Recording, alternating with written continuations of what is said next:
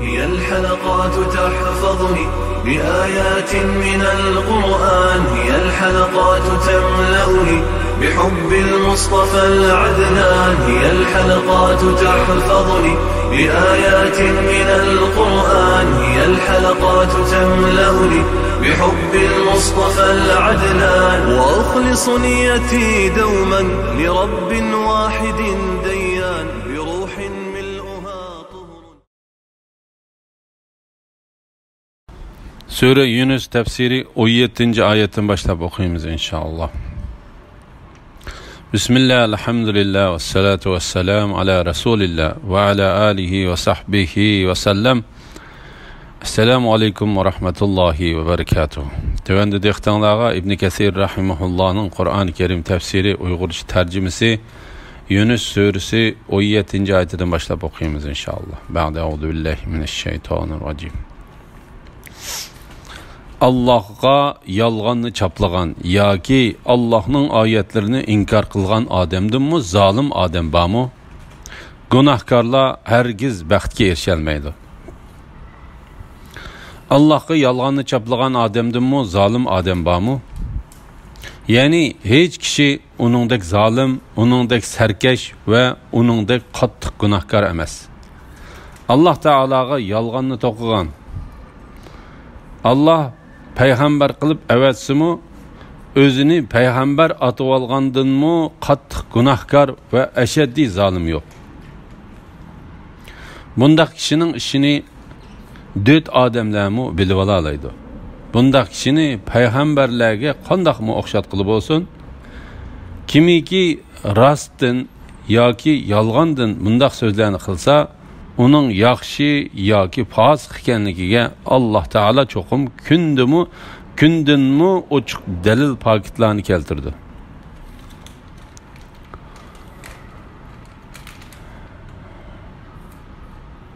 Haqiqatan Muhammed aleyhisselam bilan Musaylime Kazzabning orasidagi farq bu ikkisini ko'rgan kishi uchun Çaşkar vaqtidagi kunning yo'riqligi bilan zulmat kechining qorong'uligining farqi o'xshash aniqdir. Ularning sifatlari, ish harakatlari va so'zlaridan har bir aql egisi Muhammad alayhissalomning rostchil, Musaylimaning kazzab, Sijad va Aswad Anisi qatorliqlarning yolg'onchi ekanligini bilib olaydi. Abdullah ibn Salam mundaq deydi: Payg'ambar alayhissalom Madinaga kelgan chaqda ba'zi kishilar Muhammad alayhissalomga gumon bilan qaradi. Menmi shu kishilarning qatoridan edim. Uni ko'rganda uning chiroyidan yolg'onchilikning hech qanday bir asiri chiqmaydi. Men Payg'ambar alayhissalomdan tunji qitim bu so'zlarni angladim. Ey xaloyiq, salomni oshkor qilinglar, urug' tuqqanchilikni yetkazinglar, kishilarga taom beringlar. Keçide kişiler uxlayotganda namoz o'qinglar. Shunda qilsanglar jannatga salomat kirsilar. Zaman ibn Su'layba o'zining qavmi Bani Said ibn Bakr tarafidan Payg'ambar alayhissalomga elchi bo'lib kelganda, bu osmonni kim egiz qildi dedi. Payg'ambar alayhissalom Alloh dedi. Bu tağlarını kim tikledi dedi. Peygamber aleyhisselam Allah dedi. O zeminni kim yaydı dedi. Peygamber aleyhisselam Allah dedi. O asmanını egiz qilgan, tağlarını tikligen ve zeminni yaygan zat Allah'ның namı bilen qasam ki Allah seni bütkül cihan ehliga peygamber qilib evetdimi dedi. Peygamber aleyhisselam şunda Allah'ның namı bilen qasam qilaman dedi. Ondan o Peygamber aleyhisselamdan namaz, zakat, hac ve roza to'g'riliq so'radi. O her bir savolni so'raganda mazkur qasamni qilatdi. Peygamber aleyhisselam o kishiga mazkur qasamni qilib turib javob berdi. Ondan o kishi Peygamber aleyhisselamga sen rost gap qilding, seni haq bilan avatgan zot Allah bilan qasamki men aşu amellerini kemaytibmi qo'ymayman ve aşu artıqmi qilmayman dedi. Şunun bilan bu odam shu amal ibodatlar bilanla cheklandi. U odam payg'ambar alayhisalomning payg'ambarligini ko'rsatadigan dalil paketlarni ko'rib, uning rost payg'ambar ekanligiga ishondi. Rivoyat qilinishicha, Amr ibn As Musaylima Kazzobning qishig'i kelgan. U islomga kirishdan ilgirki zamonlarda Musaylima Kazzobning do'sti edi. Amr ibn As tehi islomga kirmagan edi. Musaylima: "Ey Amr, sana voy. Sizlarning hamrohinglar, ya'ni Muhammad alayhisalomga mush yaqinda qaysi vahiy nozil qilindi?" dedi. Amr: "Uning sahobalarining mazmuni nihoyat cho'nqur, ammo qisqa bir surani o'qiganligini angladim" dedi. Musaylima: "U qaysi sura?" dedi.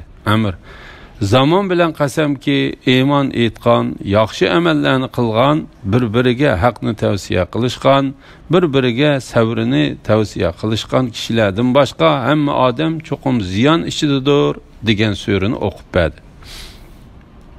Shuning bilan Musaylima birdam o'ylanib mundaq dedi: "Menga shu suraga o'xshash biror sura nozil qilindi" dedi. Amr: "U qanday sura?" dedi. Musaylima: Ey Vabir, sen ikki quloqliq va ko'kraklik, boshqa yerlaring to'shuk. Ey Amr, qandaqroqkan?" dedi. Amr: "Allohning nomi bilan qasamki, o'zingning yolg'on gap qilayotganligingni mening bilib qolganligimni albatta bilding" dedi. Bir kishi mushrik holatida turib, Muhammad alayhisalomning rostchiligini va la'nati Musaylima Kazzobning yolg'onchi ekanligini mana shundoq bilib oladigan bo'lsa, yiroqni ko'ra oladigan zirak, sog'lom, aqlli va to'g'ri fikrli kishilar qanday bilib ololmasin? Shuning uchun Alloh taolo mundaq deydi: "Allohga yolg'on choplagan yoki o'ziga hech narsa vahiy qilinmagan turug'liq menga vahiy qilindi degan yoki Alloh nozil qilgandek menmu kitob nozil qila olmayman degan kishilardanmi zolim kishilar bormi? Allohga yolg'onni choplagan yoki Allohning oyatlarini inkor qilgan odamdanmi zolim odam bormi? Gunohkorlar hargiz baxtga erisha olmaydi. Shundaqla payg'ambar elib kelgan haqiqatni inkor qilgan va o'zining ziyniga pok tug'dirgan odamdanmi zolim odam yo'q. Ular Allohni qo'yib o'zlariga foyda ziyon yetkazolmaydigan narsalarga cho'qinadi. Bular, ya'ni butlar, Allohning dargohida bizga shafaat qilguvchilar deyishidi. Acaba osmonlarda va zaminda bundaq narsa, ya'ni Allohning shirki yoki shafaat qilguvchi bo'lib, uni Alloh bilmay qilib, sizlar Allohga uni aytib beramsizlar? Allah ularning shirk keltirgan narsalaridan pokdir va yuksakdir. İnsanlar aslida bir din, ya'ni islom dinida edi. Keyin ular ixtilof qilishdi, ya'ni dinlar ko'paydi, butlarga cho'qinishdi. Rabbingning oldin ola aytgan so'zi, ya'ni jazolashni qiyomatga qoldirishdan iborat taqdiri bo'lmasa edi, ularning ixtilof qilishgan narsalar ustida ularning orasida albatta hukm chiqariladi. Ya'ni dinda ixtilof qilishganlari uchun ularga bu dunyoda jazo beriladi. Mushriklarning ilohlari haqidagi e'tiqodlari. Alloh taolo bu oyatda qiyomat kuni Alloh taoloning oldida bizga shafaat qiladi deb gumon qilib, Alloh taologa butlarni qo'shib ibodat qiladigan mushriklarga raddiya berdi va u butlarning amaliyotda hech qanday foyda ziyon yetkazolmaydiganligidan, hech narsaga ega bo'la olmaydiganligidan, qiyomat kunida ulardan kutgan narsaning hargiz yuz bermaydiganligidan ve bu işning mangu ular o'ylagandek bo'lmaydiganligidan xabar berdi. Acaba osmonlarda va zaminda bundaq narsa, ya'ni Allohning shirki yoki shafaat qilguvchi bo'lib, uni Alloh bilmay qilib, Sizlar Allohga uni aytib beramsizlar? İbn Jarir bu oyatning ma'nosi haqida mundaq deydi. Sizlar osmonlarda va zaminda yuz bermaydigan ishdan Alloh taolo xabar beramsizlar? Ondan Alloh taolo o'zining ulug' zotini ularning shirk keltirgan va kufrlik qilgan narsalaridan poklab mundaq deydi. Allah ularning shirk keltirgan narsalaridan pokdir va yuksakdir. Shirkning paydo bo'lishi. Allah Taala aslida shirki yo'q bo'lib, keyin kishilarning orasida paydo bo'lganligini, shirk paydo bo'lishdan ilgari insonlarning islomdan iborat faqat birla dinda ekanligini xabar berdi. İbn Abbas radhiyallohu anhuma mundaq deydi. Adem alayhissalom bilan Nuh alayhissalomning yashagan orliqi 10 asr bo'lib, bu jarayonda hamma kishi islom diniga e'tiqod qiladi. Keyin kishilar orasida ixtilof paydo bo'lib, iloh deb atib olgan boshqa narsalar va butlarga cho'qindi. Shuning bilan Alloh taolo ro'shan va keskin dalil pokitlar bilan payg'ambarlarni avatdi. Allohning mundaq qilishi halok bo'ladiganlarning ro'shan dalilini ko'rib, ondan halok bo'lishi, yashaydiganlarning ro'shan dalilini ko'rib, ondan yashashi uchun edi.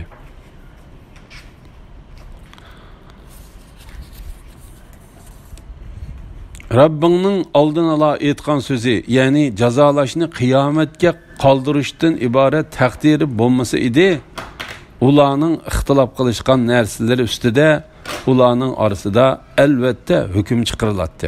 Ya'ni dinda ixtilof qilishganlari uchun ularga bu dunyoda jazo beriladi.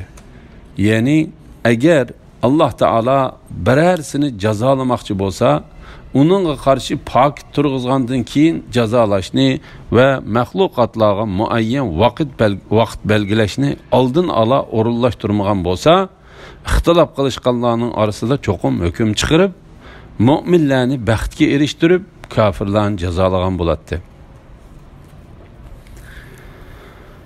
Ular, ya'ni ahli Makka, nemishqi uningga, ya'ni Muhammad alayhissalomga Rabbi tarafidan biz talab qilgan mo'jizalardan bir mo'jiza tushirilmadi deydi. Aytqinki, g'aybni bilish faqat Allohga xos. Mo'jizalarni Alloh keltirdi. Men faqat tabliğ qilguvchiman. Sizlar Allohning aramizda hukm chiqarishini kutinglar. Shubhisizki, men sizlar bilan shuni kutkichilardanman. Mushriklarning mo'jiza talab qilishi, haqiqatga qarshi chiquvchi va uni inkor qilguvchi kofirlar. Nemishqa Muhammad alayhissalomga o'z Rabbi tarafidan bir mo'jiza tushirilmadi deydi. Ular Alloh Samud qavmiga to'gini mo'jiza qilib bergandek, o'zlariga bir mo'jizaning bo'lishini yoki Safa teg'ini oltinga o'zgartib berishini yoki Makkaning tog'larini yo'q qilib etib, o'rniga bo'stonliq bog'larni va o'stanlarni bino qilib berishini yoki uningdan boshqa Alloh qodir bo'lgan narsadan birarini keltirib berishini orzu qiladi. Lekin Alloh taolo so'zlari va ishlarini hikmat bilan qilguchidir. Alloh taolo bu vaqtda mundaq deydi. Allohning barkati buyukdirki, agar u xolisa sana ularning aytganlaridanmi yaxshi ostidan o'stanglar iqib turadigan bog'larni va cho'ng saroylarni ato qiladi. Yo'q, ular qiyomatni inkor qildi. Qiyomatni inkor qilganlarga biz do'zaxni tayyorladik. Quraysh mushriklari talab qilgan mo'jizalarni maydonga keltirmasligimiz faqat burunqilar, ya'ni ilgirki ummatlarning mo'jizalarni yolg'onga chiqarganligi uchundir. Alloh taolo bu oyatda mundaq deydi. Mening insonlarga tutgan yo'lim shuki, men ularga ularning so'ragan narsalarni bersam, ular iymon etishi kerak. Unda qilmasa, ularni jazolashni tiziltaman. Shunga payg'ambar alayhissalomga ular so'ragan narsasini beradiganligi, ondan ularning iymon etishi kerakligi, unda qilmasa ya ularni jazolash yoki ularga muhlat berish ixtiyori berilgan edi. Payg'ambar alayhisalom muhlat berilishni ixtiyor qildi. Buni Payg'ambar alayhisalom bir qancha qitim tushida ko'rgan edi. Shuning uchun Alloh taolo payg'ambarini ularga so'ragan narsasiga javob berishni tavsiya qilib mundaq deydi. Aytqinki, g'aybni bilish faqat Allohga xos. Mo'jizalarni Alloh keltirdi. Men faqat tabliğ qilguvchiman. Ya'ni ishning hammasi Alloh taologa xosdir. Alloh ishlarning oqibatini obdan bilgichidir.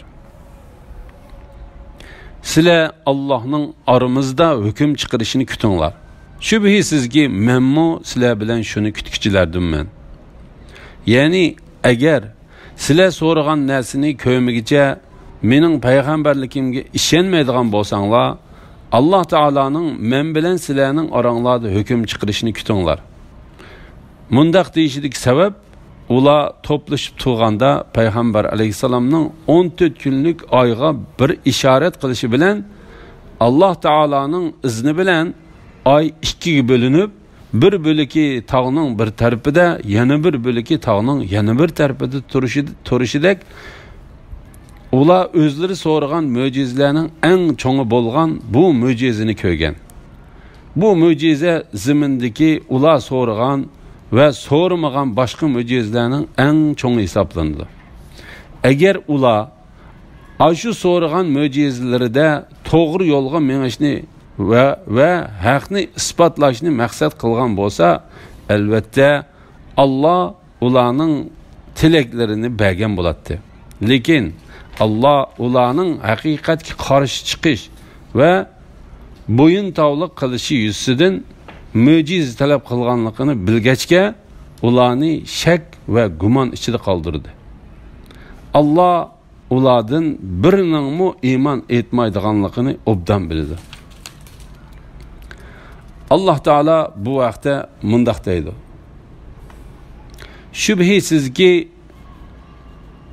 Rabbingning la'natiga tegishli bo'lganlar iymon etmaydi. Ularga bütün mo'jizalar ko'rsatilgan taqdirdami, qattiq azobni ko'rmagicha iymon etmaydi. Biz ularga, ya'ni kuffarlarga farishtalarni tushirgan, o'liklarni ular bilan so'zlashtirgan, biz hamma narsani ularning oldiga yig'ib bergan, ya'ni ularning yuqorqi talablarini o'rinlagan taqdirdami, Alloh xohlamagicha ular iymon etmaydi. Lekin ularning to'lisi buni uqmaydi. Ya'ni ular takabbur bo'lganligi uchun shunday qildi. Alloh taolo bu vaqtda mundaq deydi. Biz ularga osmondan bir eshik ochib bergan. Ular uningdan osmonga o'rlab olamni, arvohni, farishtalarni ko'rgan taqdirdami, ular cho'qim ko'zlarimiz bog'lanib qoldi, balki sehrlangan qavm bo'lib qolsak kerak deyishdi. Eğer ular osmonning bir parçası tushib ketganligini ko'rsa, bu to'plashgan buluttur deydi. Ey Muhammed sallallahu aleyhi ve sellem, biz sana ular talab qilgandek qog'ozga yozilgan bir kitobni nozil qilgan, kofirlar uni qo'llari bilan tutib ko'rgan taqdirdami, ular shaksizki bu faqat ro'shan sehrdir deydi. Chunki ularning g'arzi eng ro'shan dalil kelgandimi iman etmaslikdir. Undaq kishilarning so'ragan tilidagi nihoyatda az ijobat qilindi. Undaq kishilarning so'ragan tiligi nihoyatda az ijobat qilindi. Chunki ularning tiligini berish foydasizdir. Ular gunoh ishlarni ko'p qiladigan bo'lg'achqa haqiqatga qarshi chiqish va uningga bosh egmaslikka odatlanib ketgan. Şuna Allah Teala mundaq deydi. Sizlar Allohning aramizda hukm chiqarishini kutinglar. Shubhisizki menmu sizlar bilan shuni kutkichilardiman. Alhamdulillah, Alloh shukrlar bo'lsin. Yuqorida Sura Yunus tafsiridan 20-oyatgacha angladinglar. Oxirini keyin qitimliq o'qishimizda davomlashtiramiz inshaalloh. Ve sallallahu ala Muhammed ve ala alihi ve sahbihi ecma'in. Esselamu aleyküm ve rahmetullahi ve berekatuhu.